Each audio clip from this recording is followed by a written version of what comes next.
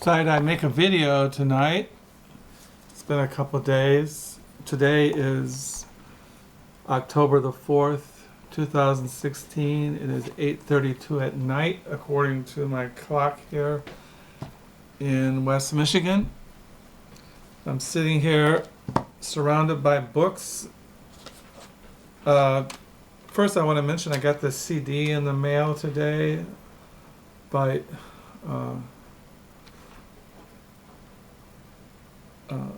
Usurate, the destroyer of all. This is kind of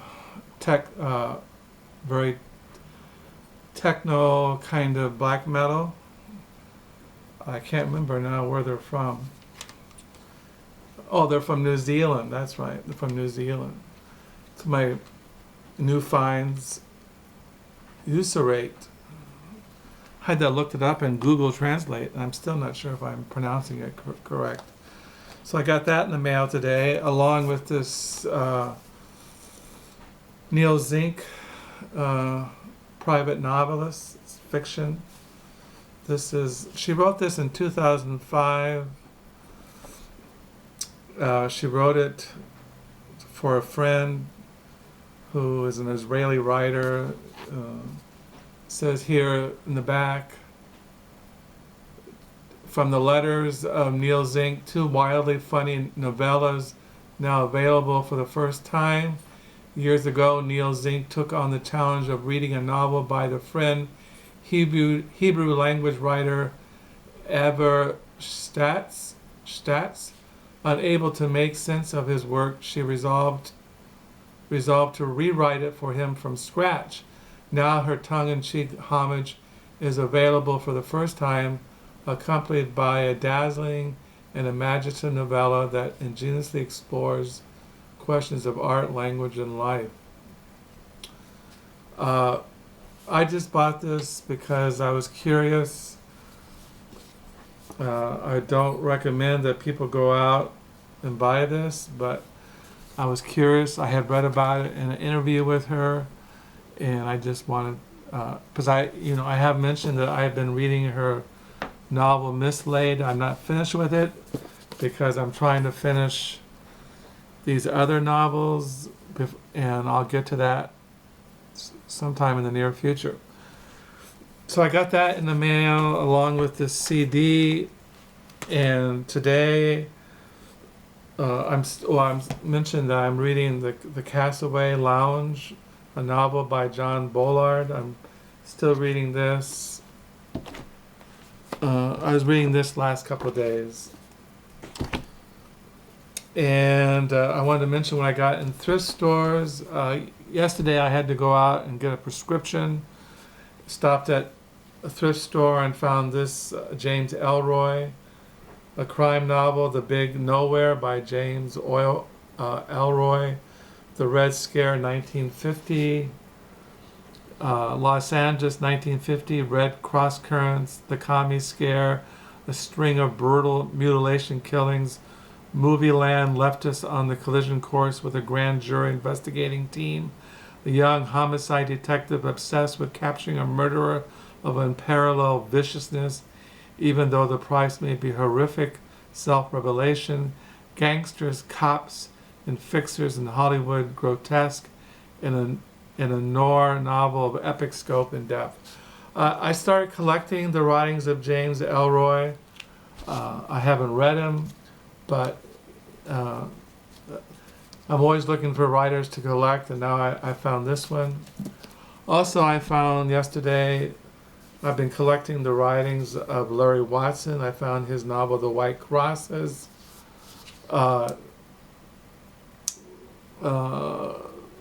Larry Watson's previous fiction, evoking contemporary small-town life, has won him awards, dedicated readership, unqualified critical praise. White Crosses, Mercer County Sheriff Jack Nabelson has sworn to serve and protect his corner of Montana, which includes his lifelong home, the small, tiny town of Bent Rock. It's a relatively modest task because aside from some hard weather, The perils of Bent Rock in 1957 are few, but the fatal accident at the bottom of Sproul Hill one night compels Jack to try and protect a part of Bent Rock that even a hero would have trouble saving its innocence. For most everyone in the community would agree that two people who died in that car had no business heading out of town together. One victim is June Moss, a quiet girl who had just graduated high school that afternoon. The other is Leo Buer, the principal of Benrock Elementary School, and a married man like Jack. There's a story twisted in the wreckage, one that Jack believes will do even greater harm to his town than the accident itself. So as Jack sets out to unravel the mystery of their deaths, he begins to create another story, a lie that will reverberate throughout an entire community into the shadow of his own heart. So I found that Larry Watson. I've been collecting him this year and last year. And what else did I find? Oh, I think I mentioned that I was getting in the mail this book, The Village, A History of Greenwich Village, 400 Years of Beats, Bohemians, Radicals, and Rogues by John Strausbaugh in Brove. So I got that. And when I was looking at the Greenwich Village, I was thinking of other books in my library on Greenwich Village. I think I've shown this in the past. This is called The Beat Generation, The Glory Days in Greenwich Village by Fred W. McDarrah and Gloria S. McDarrah. They were, it says back here,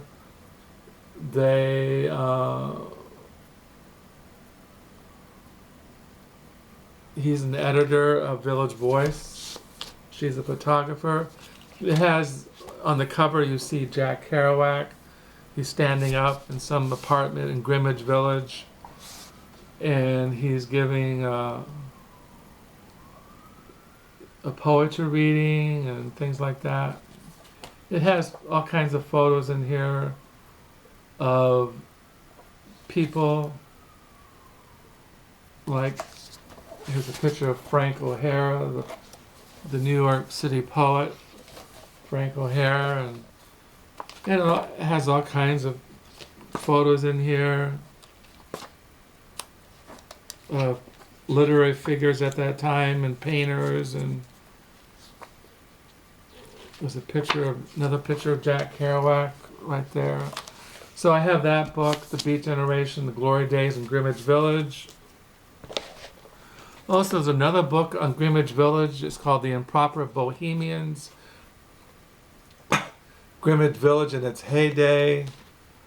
I think it covers Greenwich Village Golden Age, 1912 to 1932.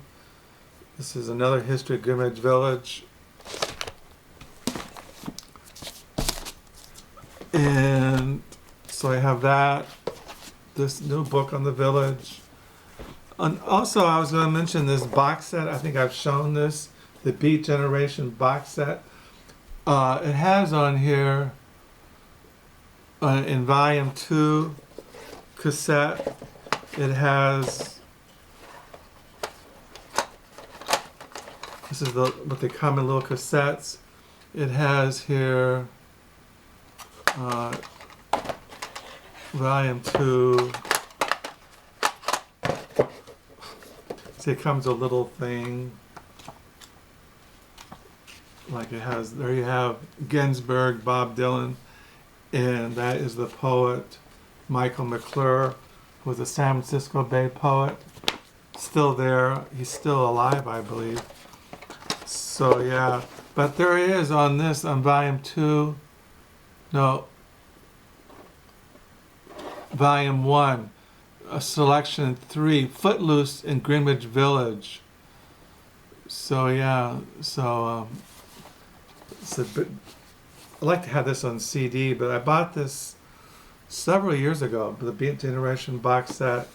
It has on here Tom Waits, Jack Kerouac. It has all kinds of things. I recommend this. Also, another book that my wife bought me, see here, May 1994, on our wedding anniversary. This is called Bohemia, Digging the Roots of Cool by Herbert Gold. He lived in Greenwich Village, but he writes about, see, he has a chapter in here on Greenwich Village, right here, chapter 11. If you want to know about the world of Bohemia, the history, he looks at throughout the world. It's really a good book. Herbert Gold, Bohemia, Digging the Roots of Cool. Another book is a Memoirs of a Beatnik by Deanne de Prama. She's a poet. This is really an old book. I think it first was published in 1969. It's kind of pornographic, but there are sections in here that give you a glimpse of what it was like to live in Greenwich Village, to live among the Bohemians. But if you want to read that, I recommend that. Going back to today, I went out. I had to go to the bank, and I went to thrift stores, and I found this novel by A.N. Wilson, The Vicar of Sorrows. I have two other books by him. He wrote this book I bought a number of years ago called God's Funeral, a biography of faith, doubt, and Western civilization by A.N. Wilson. He also wrote a book titled Jesus, a Life, and he also wrote a book on the Apostle Paul, biography. But I didn't know he wrote this novel, and I found this today at a thrift store. So I found that, and I also found this biography on Louisa May Alcott, The Woman Behind Little Women. She's famous for that novel, Little Women. This is a biography written by Harriet Reisen. So I found that. I collect literary biographies, and it was only $1. So I found that. As far as, also I found this book. I forgot to mention this one. I found this today at a thrift store. It's called From Sphinx to Christ in Occult History by Edouard Schure. I collect books on witchcraft, on the supernatural, on the New Age movement, anything to do with esoteric things, seances, all kinds of things like this. It's only 50 cents. Today I was reading the chapter on planetary evolution, the riddle of the Sphinx and the primeval wisdom. I don't know, just a head trip. So I just found that today. Oh, I also found a Bible. I collect Bibles. I got this at a thrift store. This is a Holy Bible. This is the English Standard Version. If you want a really plain, it's not King James. It's not wooden. My wife carries this same Bible in her purse all the time, and it's only 60 cents. Also, people have been talking about Halloween and what they're going to read this month, because it's October. As a Christian, I never had our children celebrate Halloween. I considered Halloween the devil's holy day. I don't think that we should make light of horror or the devil or ghosts or witches or demons. I think that's it's not a good thing, because I believe that there is demons, there is the devil, there is Satan, there are evil spirits, and that when you talk about horror, the most horrible thing that I can think of is not a Stephen King novel, but the most horrible thing is for a sinner to spend eternity in hell. That's the true horror. And everything else to me just fades into nothingness compared to hell and the eternal torments of the damned. And so to me, that's what the true horror is, and everything else to me is insignificant. But I'm going to recommend this book as a Halloween read, Striving Against Satan, Knowing the Enemy, His Weakness, His Tragedy, and His Defeat by Joel Beakey. I have other books, but I thought this is a book on a very popular level. If you want to read something for Halloween, read this. And also, in our circles, in the Reform circles, Halloween falls at the same time that in our circles that we celebrate the Reformation that took place in the 16th century. John Calvin, Martin Luther, Melanchthon, Bucer.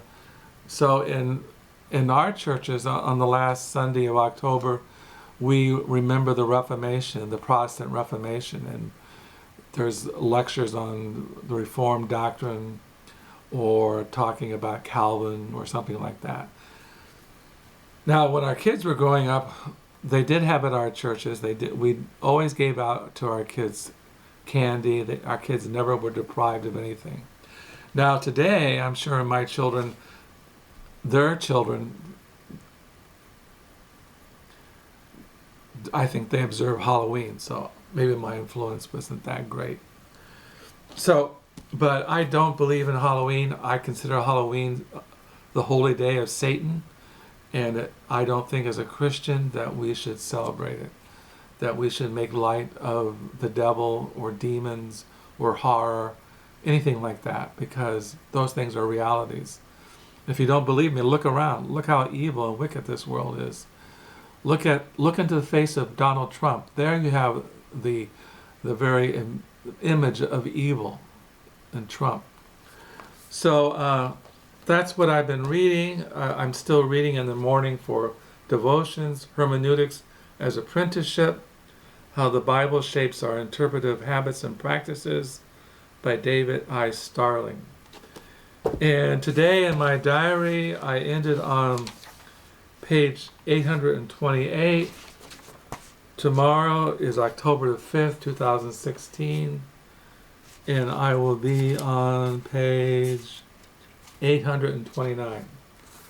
So that's what's going on in my book world. I'm hoping you're having a good week and a good reading week. I thank for all the new subscribers, and do pray that you will prosper and that your reading will be good and that all things are well. And thanks for all the new subscribers. Feel free to ask me questions or comments.